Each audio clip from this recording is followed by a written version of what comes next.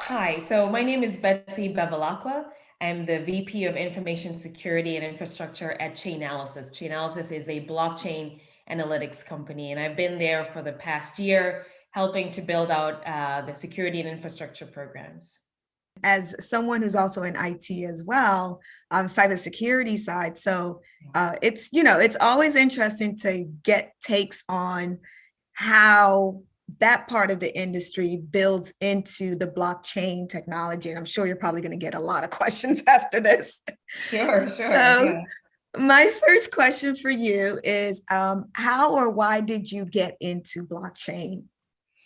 Yeah, so for this, we'll have to go back to 2011, which is actually the first time I heard about this magical internet money. But I am in cybersecurity. And so my introduction to it was actually just learning about different types of attacks that were happening at the time. So, hacktivism, ransomware was just getting or heating up. Mhm. And I started hearing about this Bitcoin. And so I did some digging and just started to learn about because I was really intrigued by the science behind it also. Mhm. Um, and then I really didn't do anything with it. I never invested. It was always just too far off for me to even think of investing in. But I ended up working at Facebook for almost 5 years, and there was a pretty active crypto social group. And so that's where I learned a lot more about just blockchain in general and cryptocurrencies. And then an opportunity came up for me to lead security at a blockchain analytics company. And it was just one of those, I didn't know that I'd been preparing for this role even way before, from a long time. So I would say it wasn't something that I had planned on, but just something that I had an interest in. And then when the opportunity came up, I was prepared to take it. Awesome, awesome. So in your role, have you take notice of any new projects that are combining both the technology aspect, the cryptography of Mhm. blockchain into the security realm? So a lot of the focus on crypto today is around cryptocurrencies. I have been following some interesting projects, especially on the Ethereum Mhm. side. Some of the names are escaping me now, but just this idea of a decentralized internet and storage. So I find those applications to be really interesting. Mhm. Um, there's another project that I read about recently about secure chat. So I'm not going to drop the names, one, because I'm probably just going to butcher them because I don't remember. This space is moving very quickly, and to me, the whole idea of blockchain is sort of like the next frontier. So, Yes. when you think about what we've seen over the last 30 years, starting off with just the internet in general, and then moving into social, mobile, cloud, big data, virtual reality, machine learning, Mhm. AI. So I see blockchain as sort of like that next frontier where we have so many possibilities for applications that there are probably people building some really interesting projects that we just haven't heard of today, but are going to have a really big impact on our lives, in Yes. a fairly short time. So things move fast. I spend a lot of time in the evenings once my kids are in bed, just learning about all of the interesting applications that people are building on top of the blockchain. So what does blockchain mean to you? To me, it means possibilities. Mhm. I think it's a really interesting. We live in a really interesting time where knowledge is at our fingertips. Think back if we were, especially with the pandemic. So if we were living, if this was in the 1990s, we would be going to a library to get information, right? Most people probably didn't have access, especially in the early 90s, didn't have access to the internet in their Mhm. homes.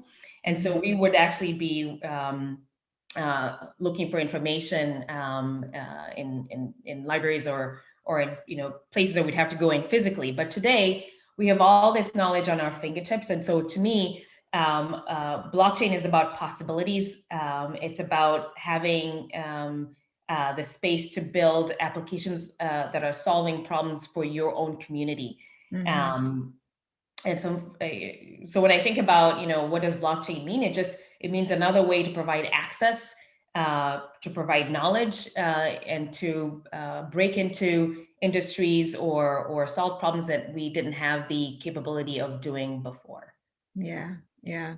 It's so true. I'm realizing from, talking to a lot of the females that I've spoken to so far that, we all have a common theme about what it means and possibility and, the ability to control our own future and Yeah. build it and develop it has always been a reoccurring theme in how we view blockchain.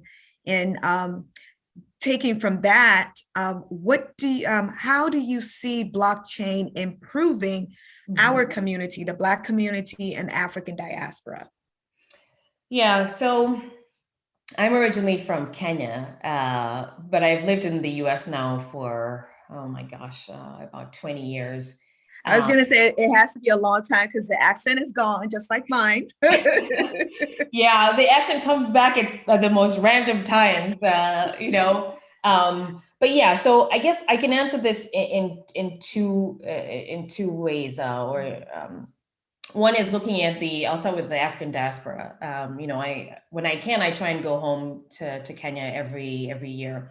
And one of the things that is really interesting to me is when we talk about, the dream of mobile money, that ship has sailed. Like I'm the odd one out when I go home because I'm still looking for cash. I'm looking for my credit card, where all commerce happens on your phone. Your phone is your wallet, Yes. right? So, and I'm speaking specifically about Kenya and M-Pesa.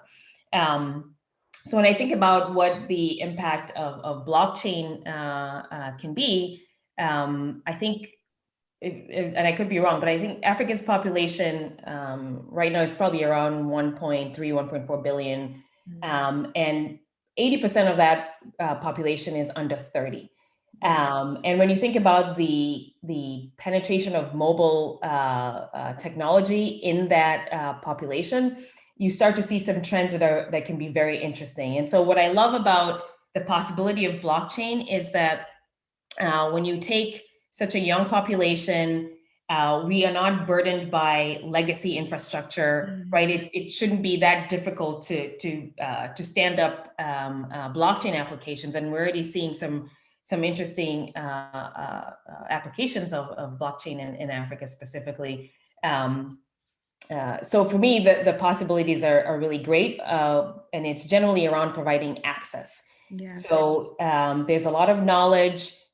There's and I think when you think also about the interesting companies that are being built today in Africa, that it just we have this opportunity to fire up a whole commerce that we hadn't had before because of the blockchain.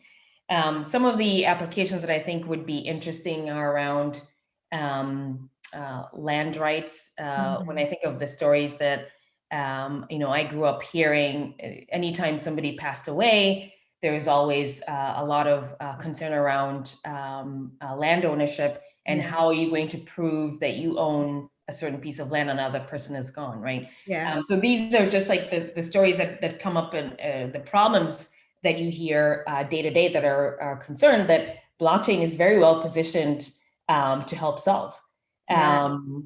When you think about voting, that this just continues to be a constant challenge for us in Africa around validating, and actually, I can't actually say that it's just Africa now because I was about to say it's not just Africa.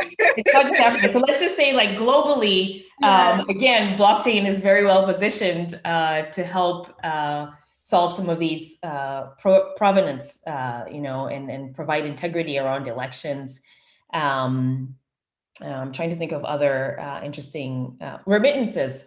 Right. Another thing that is a constant when you're an immigrant and you're looking to send money home. When I first came to the US, I spent a lot of money in Western Union, a lot. And the share of what goes back to your family versus what goes back to the middle person or this middle centralized entity, all of that blockchain can solve by cutting one, the time, and then two, just the cost of sending money to your loved ones. So that from a diaspora perspective, but then coming back home to America, when you think about just finance and access to traditional banking products, I see DeFi having or opening up lots of opportunities for Black and Brown communities where traditional banking services just have not served us well. When you think about what happened in 2008, if we go back to the 70s with redlining and we couldn't get loans, when you think about voting and voter suppression, there's a lot of problems that blockchain, when applied, can help to provide transparency and to just level the playing field when you remove the power from centralized sources. Yeah, so I know that's sort of long-winded, but No, I it's hope that sort of perfect. gives you a flavor of some of the ideas floating around in my head right now about possibilities of blockchain. No, it's perfect. And we all have the same vision, right? I've spoken to a lot of the ladies who have family ties in other countries, whether it's the Caribbean or Africa. And the running theme is remittance, as well as, I've heard voting.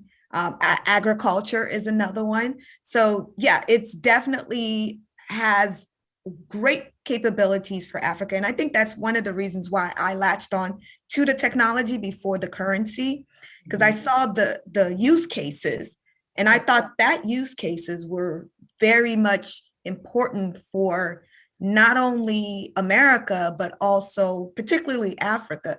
I've been told that we're in blockchain 2.0 right now in reference to web 2, the different web versions. And, we're going to 3.0 and, it's important for our community to be involved. Is there any advice that you would give other Black women who are, thinking about getting into the space, but, they think that it might be too technical for them to get into this space? And as someone who does have a technical background, is there something that you could provide as a word of wisdom? Yeah, so, one of the I think the criticisms that I've heard about blockchain or even just cryptocurrencies in general from a lot of my friends is that it's too much today of a cognitive load to get to understand, right? They've got either, they've got their day-to-day jobs, they've got, people that they're taking care of, and they also need time for themselves. And so why should I spend all this extra time that I don't have already to go and learn about something new? But like I mentioned earlier, there's so many different resources for learning about blockchain that are approachable, that you don't need to go download the white paper from 2008, right? Like that is a completely different level, but there's so many. I found children's books the other day that are a very innovative way, I thought, to describe what the blockchain is, not just the cryptocurrencies. So I recommend, it can feel like there's a bit of a blocker to get to understand this information, but there's plenty of YouTube videos of very interesting personalities of people who are just wanting to explain. So I'd say that's a good place to start, but also just, on Twitter itself, there's a lot of information available in a lot of these social media. I don't have specific handles for people to follow. And the other thing that I want to add is there's a lot of roles coming up in blockchain companies, whether it's in exchanges, that don't require you to have a crypto background. And so if, for instance, you are in marketing and you're thinking about moving into blockchain, take a look. A lot of these blockchain companies well, there's not enough people, number one, who are qualified in marketing and then can go work at these companies. So they're willing to invest the time to train you. And I work at a blockchain analytics company. We have, as part of onboarding, we provide classes for people to get to learn from day one as they come into the industry. And there's no judgment. If you don't know what you start you off with, what is blockchain? And it's a really wonderful way to get people interested. And then once you get in, it's the light bulbs go off, and I just really enjoy spending a lot of time with my coworkers, hearing about what they're looking at. Like, oh, I learned about Polkadot the other day. It's like, what is that? I'm going to go look it up, so there's so many interesting things that are happening in blockchain. On the surface, it can look like this very technical and that there's a barrier. But I think we just need to change that perspective, because at the end of the day, if we're going to build real world applications that help to change people's lives, which is what, at least from my view, technology, we should be using it for, is to have an impact in our day-to-day lives, that we need people who reflect the world population. And that's not a specific group of people. It really should be for everyone. And I see this the same way about cybersecurity, because I get a lot of questions, especially from young women, saying, can I really be creative in cybersecurity? I say, absolutely. We need you. We need you. Yeah. Awesome. I love the fact that you put it in such a nice way that's welcoming to everyone. And it is true. This space, it's brand new. There's some people that have the technical background, some people that have the non-technical background, and everyone is welcome, because we're building a future. In order to build the right type of future, everyone is included, and that's the goal. That's the goal here. Absolutely. So I know you mentioned a book, children's book, and I'm sure the viewers would love to know what the name of that children's book is for blockchain. If you can remember. It's something Satoshi and something. I'll have to just slack it to you. Okay, later. Send it to me later. Send it, and I'll put it down below. Yeah. Awesome. Absolutely. Yeah. Awesome. So now, if you can go ahead and provide your social media, and maybe plug some projects that you're working on, so that the viewers can follow you and subscribe to whatever you have out there.